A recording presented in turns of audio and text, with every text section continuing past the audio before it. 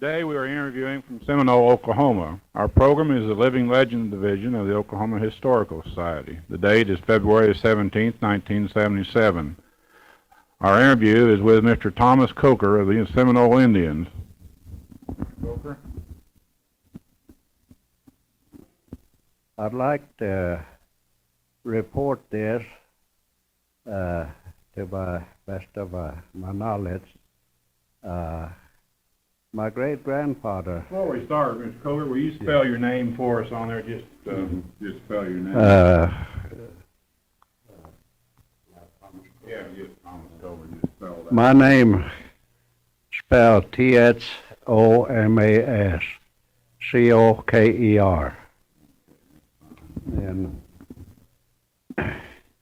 And in this area, known as a Seminole County, before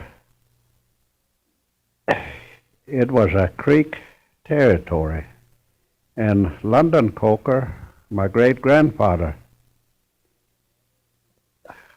had his home already established here. And as it is today, the first home he had was located in section 3595, and it had a spring. The creek had a good spring water, and there was a big graveyard was there, and in somewhere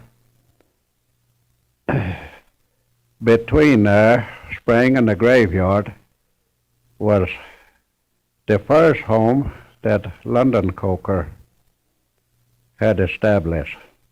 And then, of course, the Civil War had broke out, and he had to pull away from there on account of this, leaving his home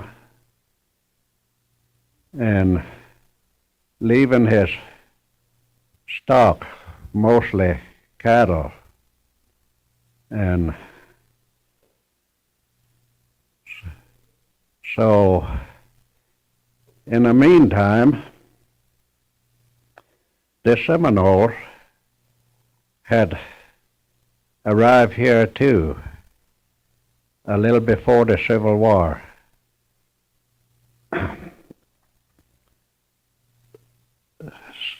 Some had lived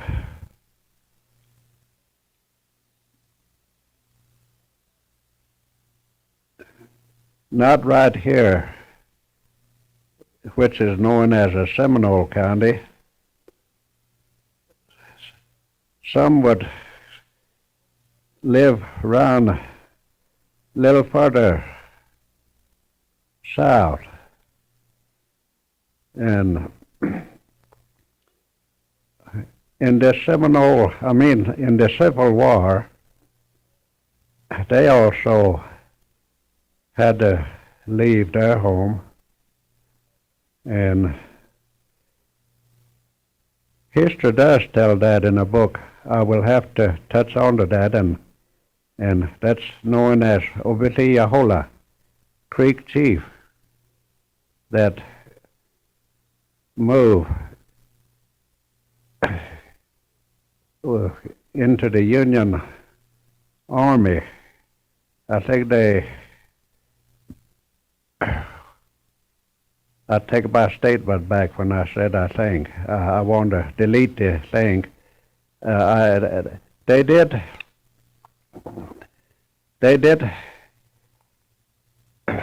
finally wind up in Kansas, and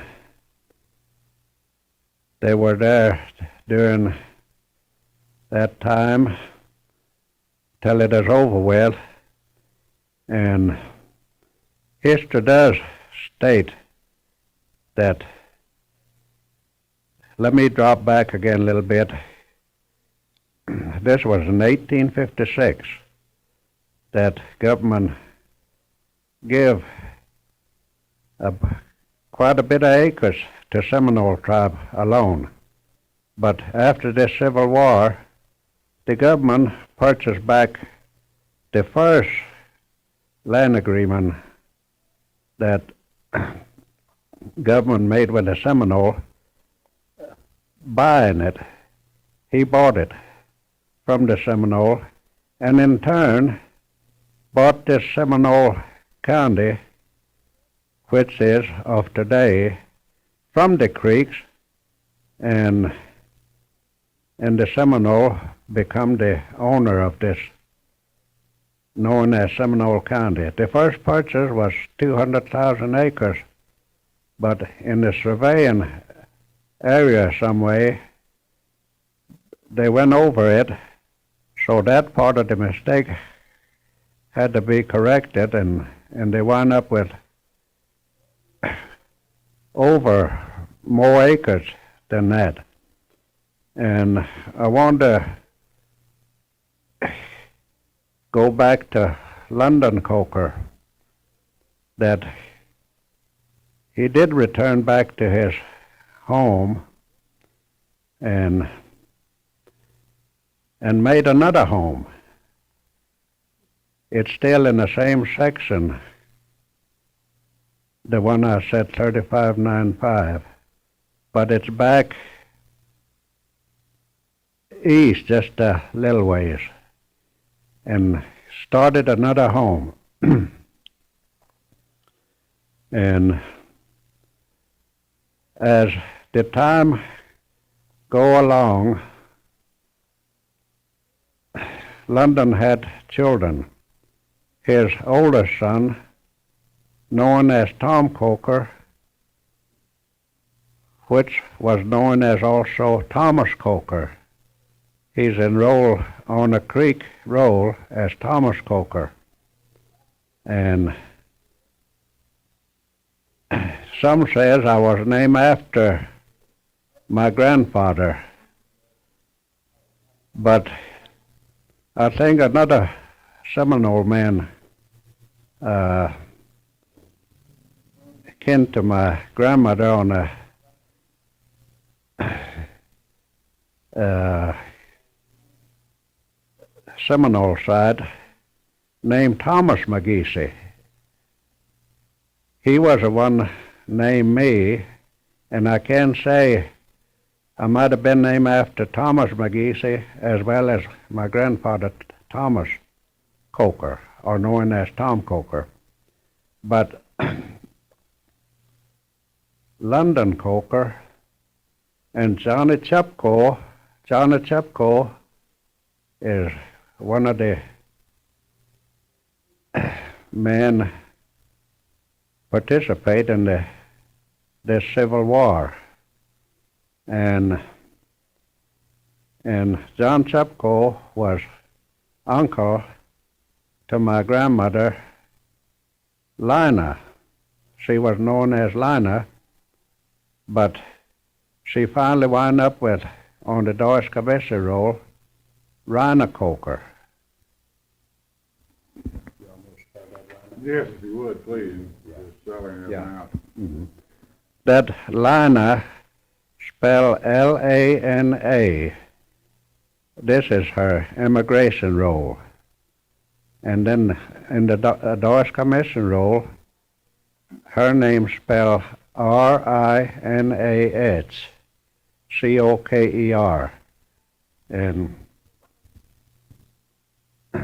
Johnny Chepko established his home not too far from London Coker's home. I would say the space not too much over 2 miles. And so grandfather Thomas Coker married Rhina Coker, and that's where they established their home too, not too far from from London Coker, second home place that he established after the Civil War. And also Thomas and Rothe established their home. It's a place where I'm living now. And so I want to say this. London Coker, Thomas Coker, and others that already were Creeks were here, and when the government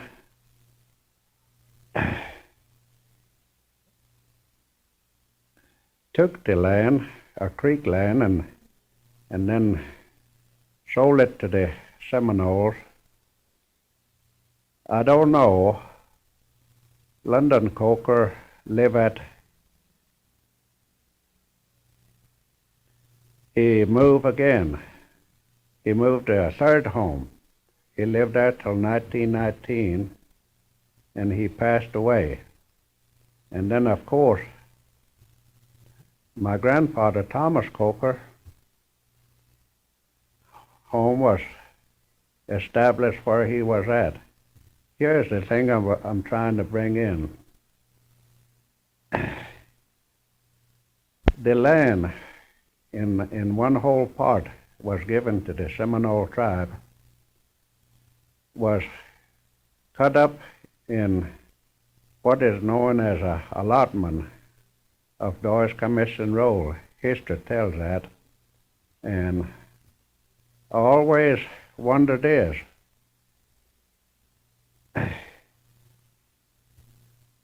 I never did hear of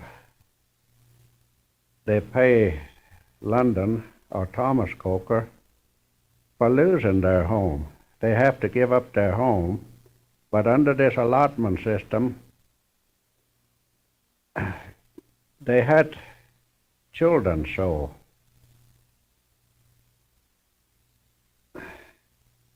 they do these allotments. They played yet the Thomas Coker's home place was allotted to one of her daughters named Lizzie Coker. And then the land, that second home place that London Coker did establish and made a permanent home there, when the Doyle's Commission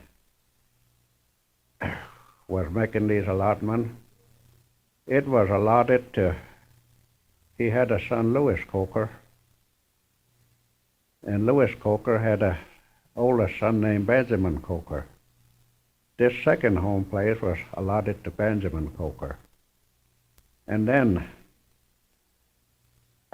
London Coker moved again, just not too far east in section 3695, and he purchased this land, 120 acres, and he started another home. This is making third home that I know of. And he lived there till he passed away in February 1919.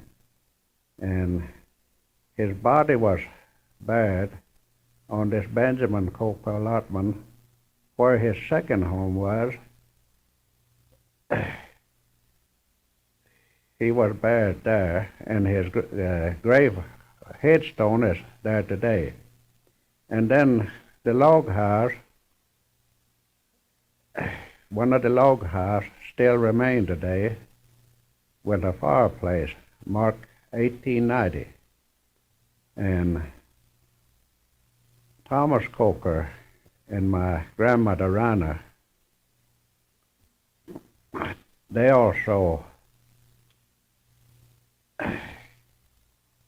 made their home with fireplaces, 2 sets of log house. And the same fella that built the log house, the fireplace for this London Coker, which stands today now, mark 1890, is the same guy that built the fireplaces for the two fireplaces that Thomas Coker built. And not only that, but this same fella dug a dug well there for Thomas Coker, and also over the London Coker second home place. The dug well is still there with a windmill stand on it, but it's not, they're not using the water out of it, but it's still, the dug well is still there. And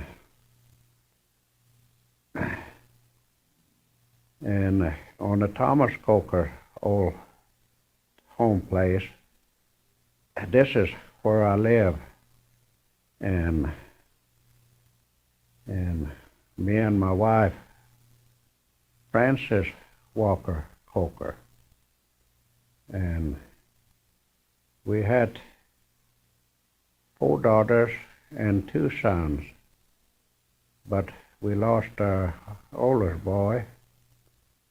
He is buried right there on the home place, and all the 6 children that we raised went to school at Pleasant Grove, the school right in the area. They all finished there, and I believe right now I have 2 grandsons going to school now named Jason and John Coker.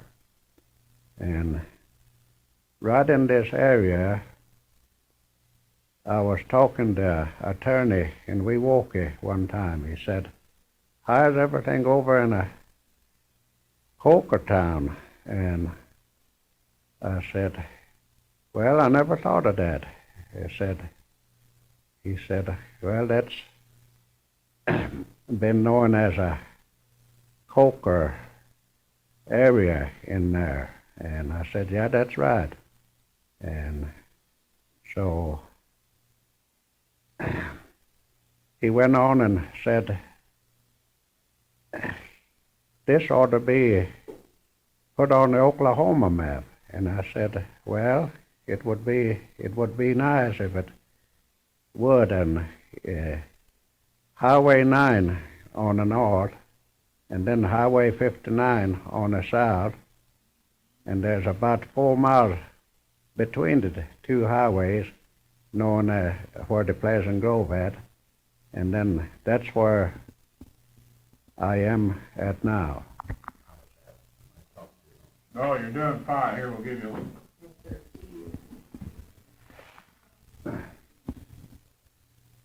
Let me go back to Rhonda Coker when she is in Florida.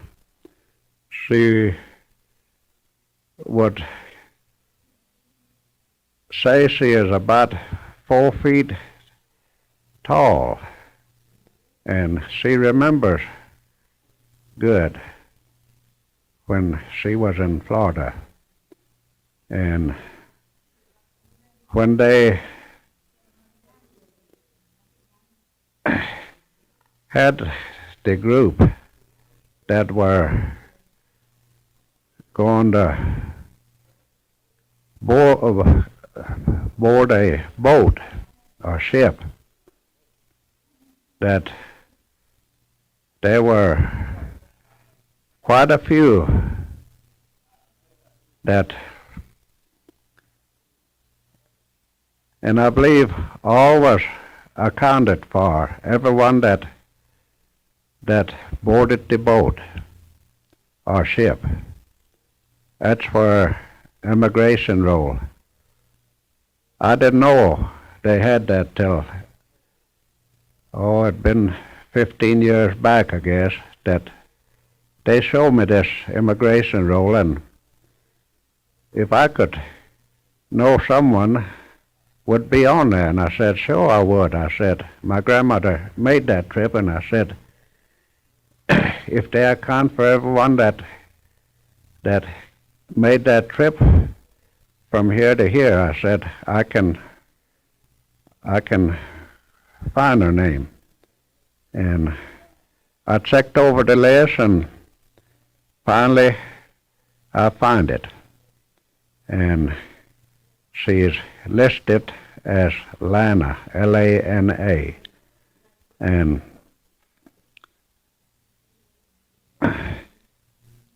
they rode the ship all the way leaving the coast of Florida and arriving somewhere in Arkansas. And when they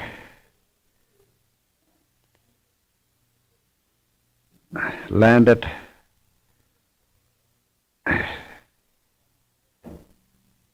some says it was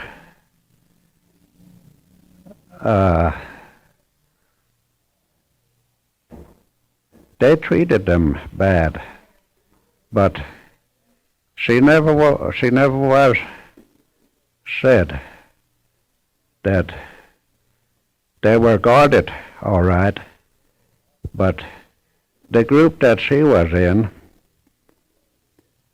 they stayed together pretty good, and they didn't rush them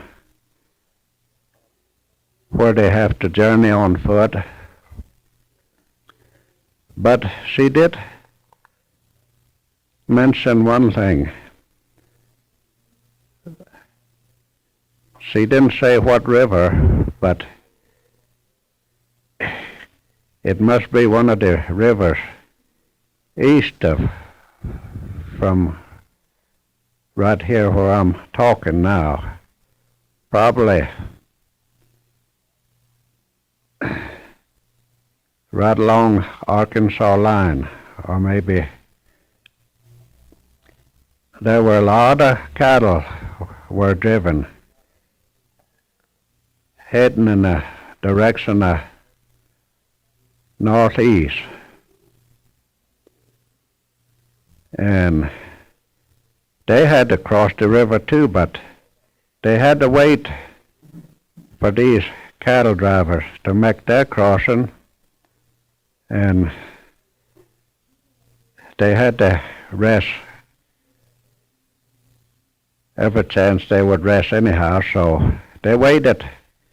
And this must have been a whole bunch of cattle, the way she told, 'cause some of the cattle that they crossing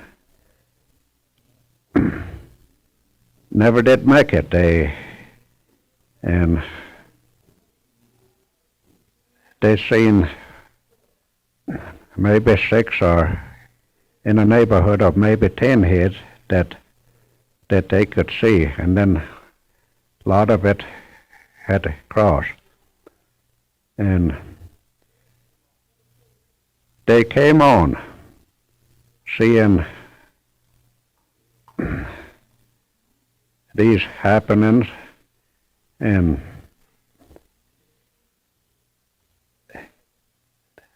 they live with the creeks, and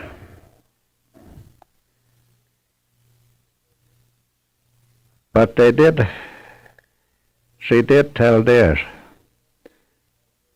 They don't want the group to kind of get away from one another and scatter, 'cause this is a big open country then, and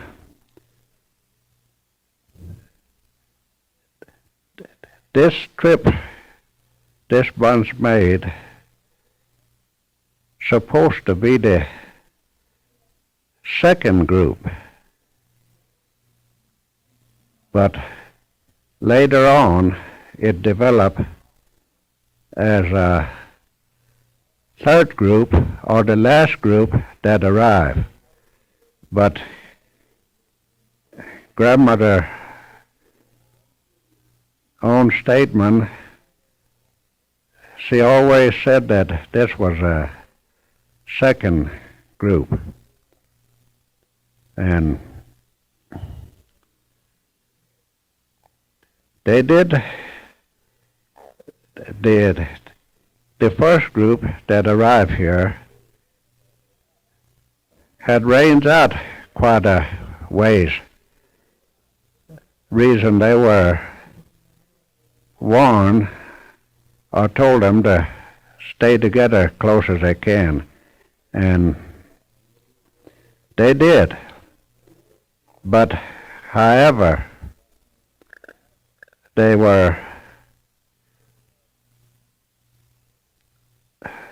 actually had come far west. They moved somewhere kind of like in a southwest direction, and they did live with the Chickasaws some too. I believe she said 2 years. But in 1856 treaty I referred to back, when the government gave this land to them, over 2 million acres, and they did live the eastern portion, that's between North Canadian and South Canadian River. The land that government did give them, and when the War of 1866 began, and of course after that then they never did get to go back to their first land. I believe by understanding that they did take the first land by purchasing from him, and they purchased this new land. It gave between North and South Canadian, and the boundary line on east and west is also understandable term too, I believe. And John Chepko, her uncle. Do you know how to spell it, Chepko? Yes. Can you spell it for me? Yeah. John Chepko, John, John, Chepko, Chupco.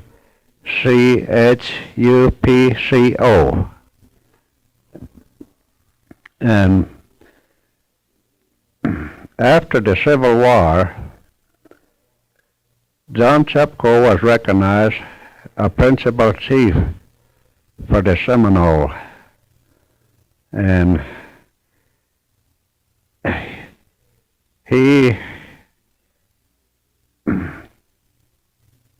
negotiated these treaties not by himself, under 12 bands and or 12 towns, and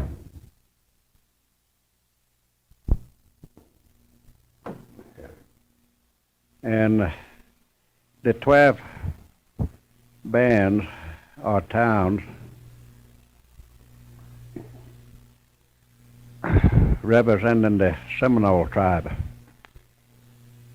After the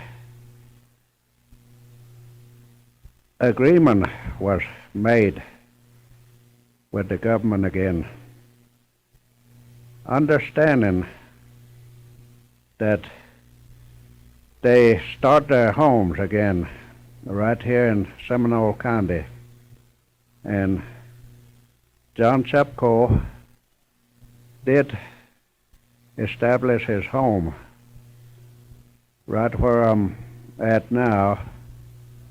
I'd say 2 miles west, and there used to be a grist mill there known as Balgamore's, and the section line later on.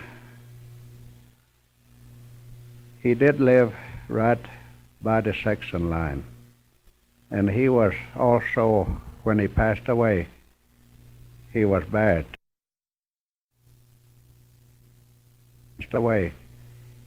He was buried there. And I want to bring in my wife is Frances W. Coker.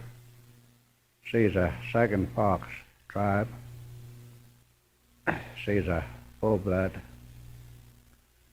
And here we celebrate our 44th anniversary here in Seminole at the community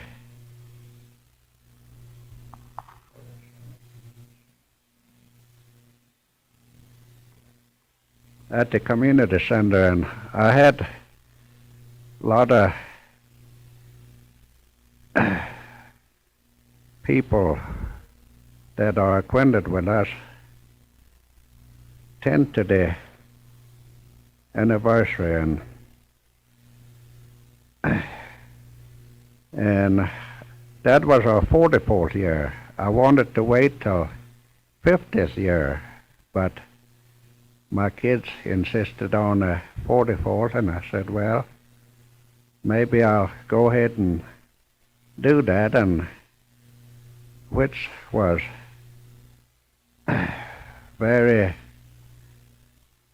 it was honor to me and my wife. And I believe if we make our 50th anniversary, we may have our 50th anniversary. But our children, Dora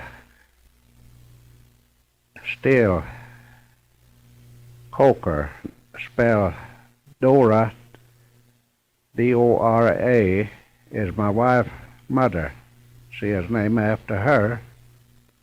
And Steele is S-T-E-E-L, is named after my grandfather on my mother's side.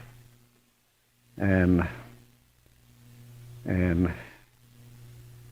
she was nominated to in election for principal chief, and I think she had two contesters along with her, like any election, and they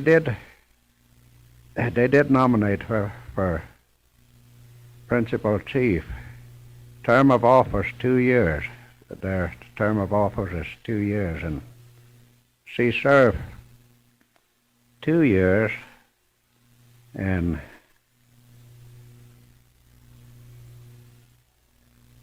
the following 2 years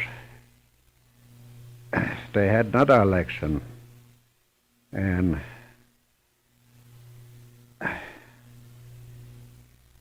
she didn't make it this time. She didn't. I think she lost by 26 votes. But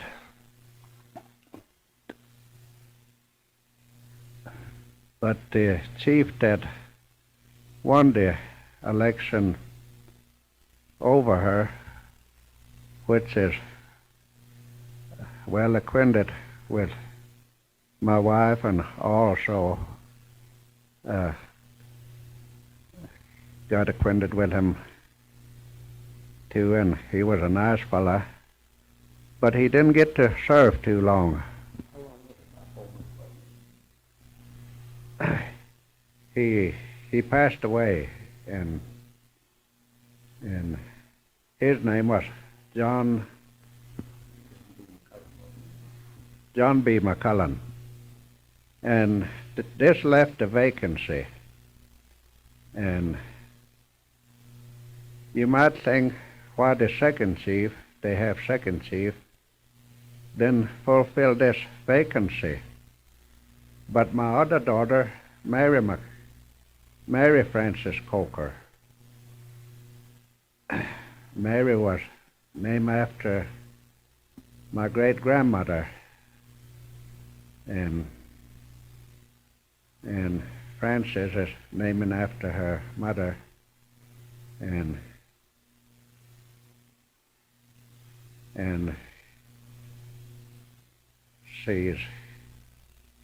her name is Mary Frances McCormick now. She was nominated to Secretary and Treasurer, holding that job, holding this position, I think 2 terms before this. And in process of the meeting, she was selected to fill this vacancy, and she is now principal chief for the 2nd Fox, and her office is in Shawnee, Oklahoma, and holding for the 2nd Fox tribe of Oklahoma. And their 2-year term is coming up again. I don't know whether she will try for another term or not, but that part I'm not aware of it, or I don't know how they will do that.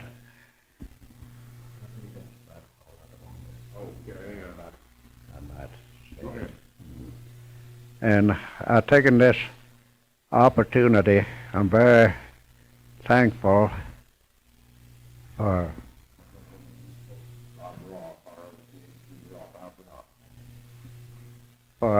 to come to this Presbyterian church here at Seminole and to make this statement with Bob Rothe for the Historical Society.